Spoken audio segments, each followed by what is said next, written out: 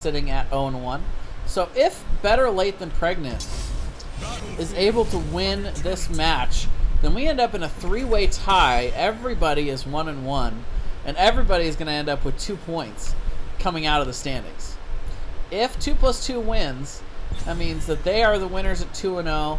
Illusion Esports will finish at 1-1 in second place, and Better Late Than Pregnant will end up in third place at 0-2. So then that point spread is easy. 3 points for 2+2, 2 points for Illusion Esports, and 1 point for Better Late Than Pregnant. So we'll see if this ends up in a full tie, or if we end up in easy 1-2-3 land. So Garrosh and Ariel bands coming out here on Battlefield. It's actually one of my least favorite maps for Ariel. I feel like her Hope Generation opportunities are not as good here. But the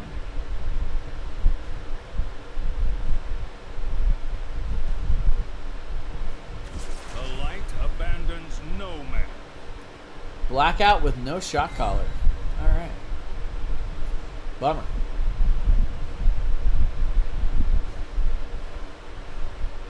It always sucks when you got somebody missing, especially when it's somebody influential like your shot caller. But Alarak coming out here along with the Vala. So Alarak gets some interesting advantage in his kit with the telekinesis on this map. You're fighting on an enemy immortal trying to defend, or fighting on your own immortal, I should say, trying to defend. The telekinesis can do some pretty nasty things, moving people into the immortal stuns.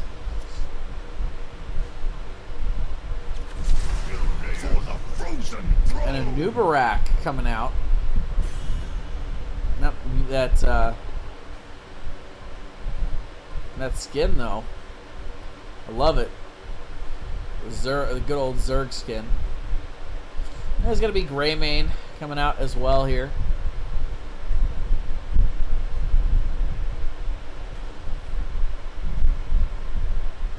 Yeah, Illusion Esports have actually guaranteed themselves 2 points regardless. Now that I look at it,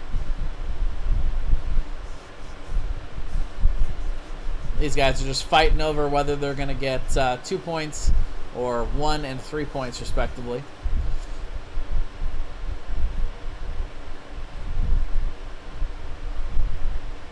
So a couple of different ban options here for 2+2. Are looking to hover and they are going to ban out the Abathur. I think it's a pretty good ban out here. Double Greymane is pretty scary to deal with. Rhaegar, also a really highly prioritized hero on this map because of his immortal damage. So solid bans coming out from both teams here. A lot of CC potential right now on Better Late Than Pregnant.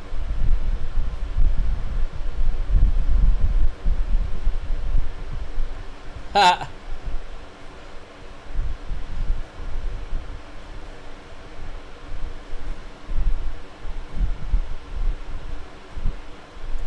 Old Bobo, man. He's always around. If he's not here, he's here in spirit and in the chat, at the very least.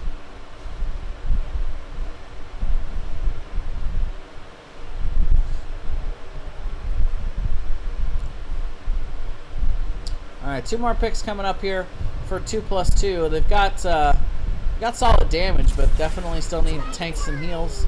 And they're gonna go with the double healer here, instantly grabbing up both Brightwing and Tassadar. So committing to the sustain right now, where I feel like Better Late Than Pregnant does have the opportunity to go pretty high on the burst and engage potential. They've already got a lot of CC coming out from both the Nubarak and Uther. Greymane also has the ability to gap close really easy and go on the enemy team. So we'll have to see if Better Late wants to really start to try to control these engages and pick some more dive potential. I could definitely see it working out for him here. You got to be careful with which engager you go in with, though. Any frontline damage dealer is going to be countered pretty hard by Brightwing. You know, you think some of the classic Sonya, probably one of the ones that suffers the least, I will admit. You know, you look at like Illidan, Butcher, any of these super strong frontline engage heroes get countered a little bit by Polymorph, but Sonya also does get countered a tad bit. But they're going to be looking for the reset comp here. Greymane, Li Ming, a lot of damage to be able to get in on one target. They're trying to, with this burst potential, they're trying to punish the Brightwing as the main healer. Tassadar also having the shields. I mean, they may still be able to survive it, but definitely like the comp coming out from Better Late Than Pregnant in this one. Johanna, good solid frontline sustain tank. Going to try to put the blinds out onto Sonya and Greymane to be able to slow the advance here of Better Late. But I still definitely like the comp coming out from them just a little better. Vala does have good solid race potential, but so does Greymane, Sonya, and Li Ming. I would definitely say that Better Late is winning in the race department here, for sure.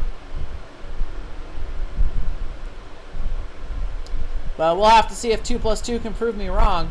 They've definitely never given me a reason before to doubt them. And here in ESM, they are the reigning champions. Either way, they are going to end up coming out with holding their point standings lead going into week number 5. The question is, are they going to extend that lead, or is it going to remain relatively the same as it was before?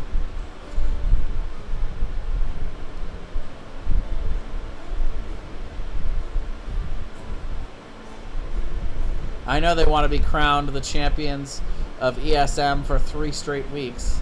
That's for sure. These guys are back again to do it here. Got a few subs in, but you know, that's okay. That's what ESM is all about. Having fun, playing, practicing.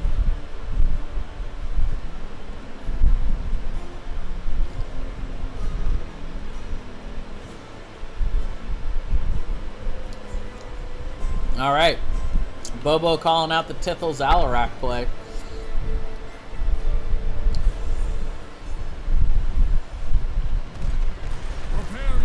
And we are loaded in here. Final game of the day. Game number 3 here in our 4th ESM tournament. Just a best of 1 match here. 2+2 versus Better Late Than Pregnant. First on the left, your blue team is 2+2 Blackout. Going to be on the Tassadar. Tithel going to be on that Alarak. Darthpawn playing the Brightwing. Axon on to Vala, and HotS is going to be playing the Johanna. On the right, Better Late Than Pregnant. D-Rec going to be playing the Sonya. Ezreal going to be on the Anubarak. Berger on Greymane. Forever Zero going to be playing the Li Ming, and Himo Santiago going to be on the Uther.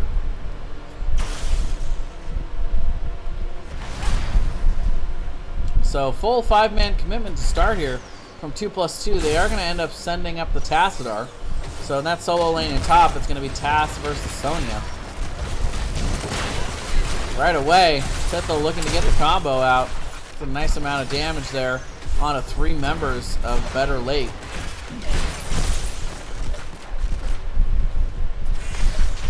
A little bit of damage going out to the wall. Lots of ammo being drained out of that front wall. The main thing. You know, the top lane, both members taking a little bit of damage here. D-Rec looking maybe to hit that spear. Let's go ahead and go in and get the whirlwind for the heals.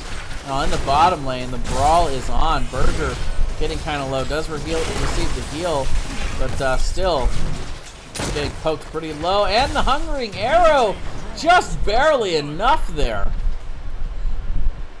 Axon getting the kill here early. First blood going over to 2+2. Good focus. Tithel taking a lot of damage, however, in return. And combo not quite hitting the mark there. Still a lot of damage coming out, and yet again, they throw a lot of those minions into the wave. They will be able to have the rotational advantage here. However, not a favorable spawn for 2+2, unless they're looking to defend, which looks like it is going to be what they're going to do here. Berger taking a ton of damage, but the return damage onto Tithel is good. They're going to get that kill and the reset that goes with it for Forever Zero. Berger just barely able to make it out. Ezreal, though, not going to be so lucky. And Nubarak falling down. Neither team really prioritizing the damage onto the Immortal yet, but now, with so many members of 2+2 low, they're going to have to back out, tap well, as they try to go in and re-engage. Blackout taking a ton of damage. And it looks like halftime is going to be fairly easily reached here for Better Late.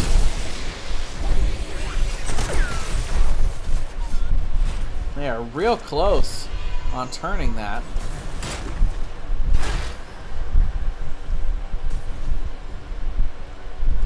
Well, team still prioritizing roaming out, getting the soak. Level 4 has been achieved here by 2+2. We see Berger in the top lane. Goes ahead and clears the top to go ahead and get that done. Axon has gone ahead and moved up onto the Immortal here. That Hungering Arrow build gonna let him chunk it out pretty well as they are able to catch up a little bit in the race potential, but halftime will be procced here by the side of Better Late Than Pregnant. They go ahead and back up to start to engage here, but again, they 5-man commitment here to the defense for 2+2. They are committed to trying to get the picks here. And Ezreal will be found out there in that vent. D-Rec going in. Gonna end up paying for it though. He will be taken down. It's gonna be another pick going over to the side of 2+2. We'll eventually want to send somebody out to do something other than just stand on this Immortal. It's gonna be the Brightwing going ahead and out to soak the lane. Get a little bit of extra XP there. They also send Vala back to start poking away at that Immortal. Still the 4-man defense squad here. But health bar starting to get a little bit low for the side of 2+2. They are able to turn. This is one of the hardest positions to come in on, is this chokehold here. All 5 members still committed to it though. D-Rec coming in. Going to start to get some damage out on the Immortal. The recommitment here from Maxim. They come back. They're trying to get the kills. They are going to end up killing the Greymane and the Uther. However, the Immortal can spawn. A little less than a level lead here gained by 2+2. Only about a third of the shield left on this Immortal. I like how they push the minion wave there. It's not going to be hit by the Immortal, so that wave is actually going to get quite a lot of value in the bot lane, pushing that wall before the side of Better Late can actually come in and rotate on it. So they will be able to take down the Immortal. The Immortal gets one whole turret off that bottom front wall. Not getting the value you'd like to get off of an Immortal, even an early one. Poke damage coming out here from Better Late. It's not a whole lot of poke damage. Brightwing can definitely handle that. Ezreal looking for the engage. Is going to find the stun onto Tipple there. Burrow charge down onto Axon though as they refocus, and look at the damage in return coming out from the side of 2+2. They're able to just poke down Berger and Azariel. We're also going to go ahead and hit the tap. You know, they continue to push here in the bot. Back to the solo lane goes Sonya and Tassadar there in the top. The well is going to end up going down here. HotS will get in for that last hit onto that well. Neither team prioritizing any camps at this point. They are both just full committing back to the laning phase. In the top, D-Rec and Blackout doing their things. Just as I say that, here comes the prioritization on the camp.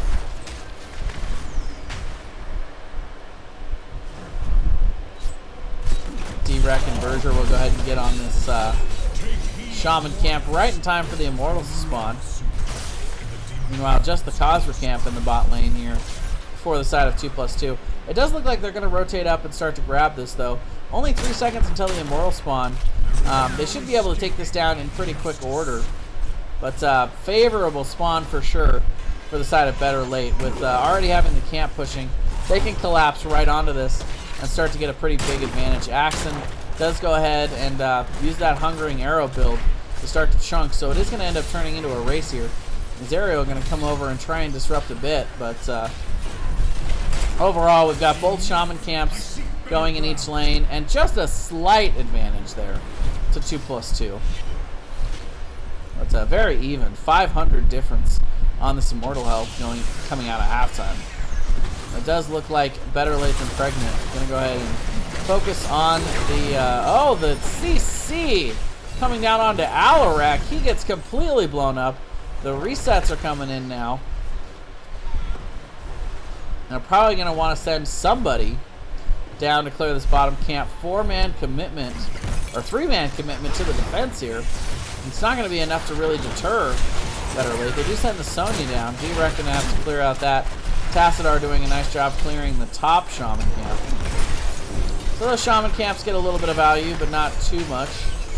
Meanwhile, short death timers. Alarak already coming back into this one for 2+2. But better late has used this to get a little bit of an advantage here. D-Rec goes in right about the same time that Ezreal has to rotate out. Axton having to rotate to tap here means you won't be able to rotate directly to the Immortal to start throwing down that Hungering Arrow damage. Full 5-man commitment here as the trickle XP definitely in favor of 2+2 to be able to get them that level 10.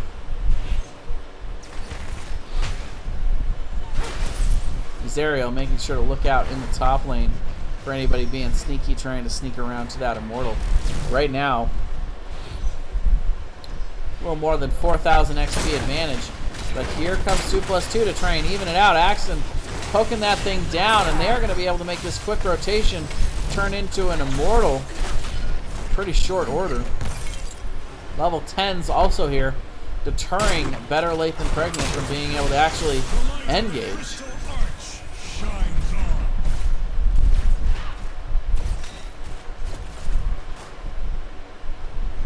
We'll be able to push with this in the top. Full 5-man commitment here. 2+2. They are looking to get some siege damage down onto this thing. Not looking for the side soak. The wall comes down. To be able to isolate Berger. A nice response there. To be able to keep him alive. Meanwhile, the Punisher has hit the ground running here. And again, the wall to isolate here. The Polymorph also coming out. Ezreal getting very low. Will be taken out, but the return kill onto Alarak. Forever Zero. Forever out of mana here. And again, the trade out here. So this time Sonya for the Vala. Axton getting really aggressive in there. They are able to take down the fort though. And the Immortal will also go ahead and slap down one of these turrets. I stand corrected. Will not slap down the turret. Blackout going to finish it out, though, with that Psystorm.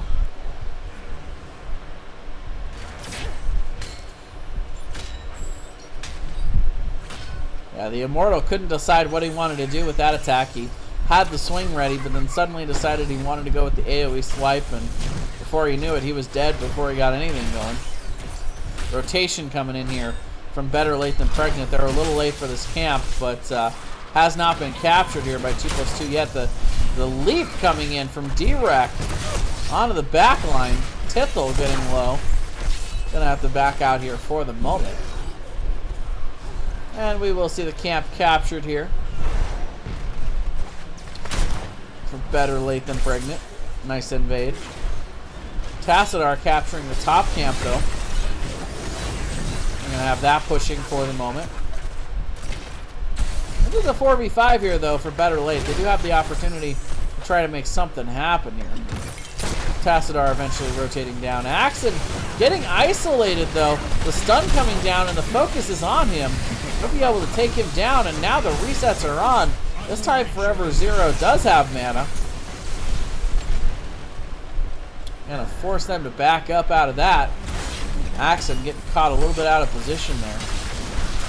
Side of better late saw it and took full advantage. Tithel will be getting the heals and the shields to be able to keep him up. Emerald win to try to zone there, but this bottom fort getting low. D-shield coming out onto Berger. Keep him alive for the moment. All 5 members Better Late going to go ahead and make it out from this. Meanwhile, that top camp getting some value, getting the front wall. 2+2 rotating in, Axon. Those hungering arrows really do chunk down the Immortal.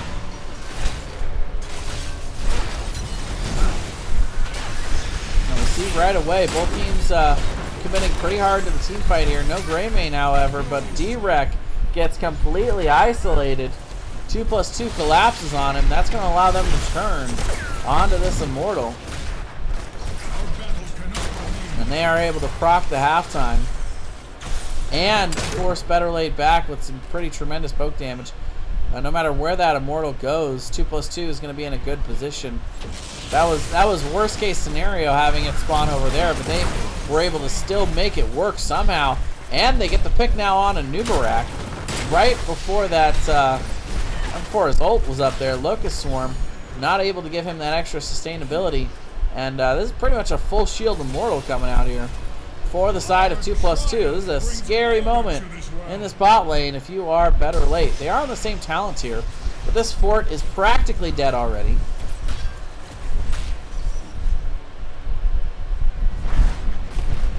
All 5 members going to be up here. Nobody particularly low on mana. The wall coming out to try to zone out Forever Zero is able to blink over the wall there. Let's have that Illusionist talent at 13, giving a little extra range. But off this front wall, should be pretty close to level 16 for the side of 2+2. Nice condemn into the Rain of Vengeance there. 2+2, isolating members, poking them down. Azariel getting poked very low. Even with that Locust Swarm, not going to be enough to keep them alive. This wave should do it for level 16. There it is for 2+2. Talent picks coming in hot. D-Rec gets polymorphed, isolated, de-shielded for the save, but Berger will not be so lucky. And 2+2 pushing in here with this still shielded Immortal. The GGs are coming out with 2 members dead. D-Rec still trying to do what he can with the polymorph and the turn to be able to blow him up. The core is falling, and that is going to be it. Game 3 and the tournament yet again going over to 2+2. Champions for the 3rd weeks in a row here in ESM.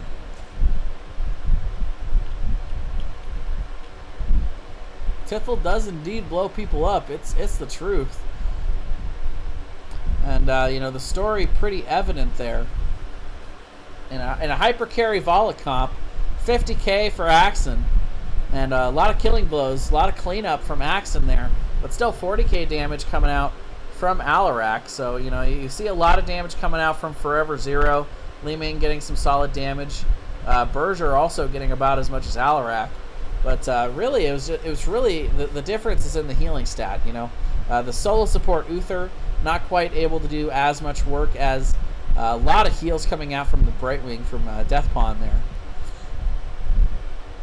Plus, you know, the extra shielding from Tassadar, solid damage also. But just in general, really good macro play, I think, coming out from 2+2 there. They were able to get a solid lead moving towards the end of that game, and they were able to finish it up in style with that bottom, that full shielded Immortal. Like I said, scary moment, and it was scary for a good reason.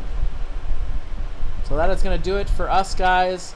ESM tournament number 4. A couple quick announcements before I sign off for you guys today. As you can see up in the top corner there, we are doing Season 1 prize pool donations. Please note that these are donations to the stream that are going to be counting towards it, not the subscriptions or the cheers. Unfortunately, Twitch doesn't pay those out immediately as they do the donations, so unfortunately I can't put those into the prize pool because it can take 60 days for Twitch to pay it out.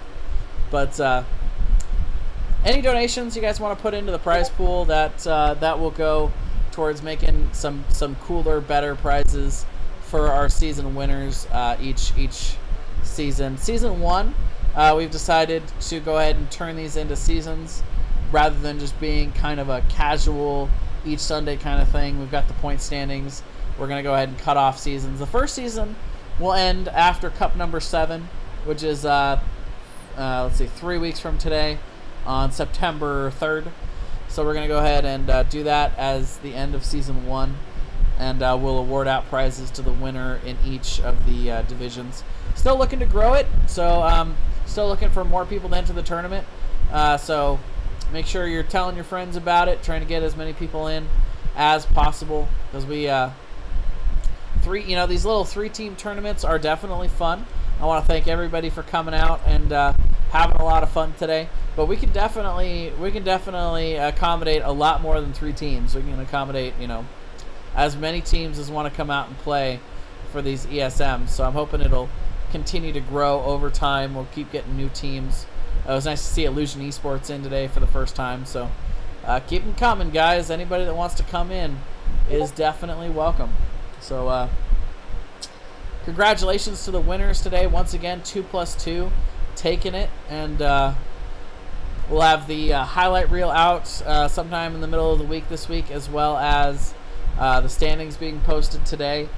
And we'll start the pre-registration for next week. So if you guys want to, you can go in and pre-register anytime in that pre-registration channel there, that text channel, that second one there, and we'll get your information put in before the event starts. And then all you have to do is come check in the morning. And we'll see you next week, guys, for more easy Sunday morning HotS.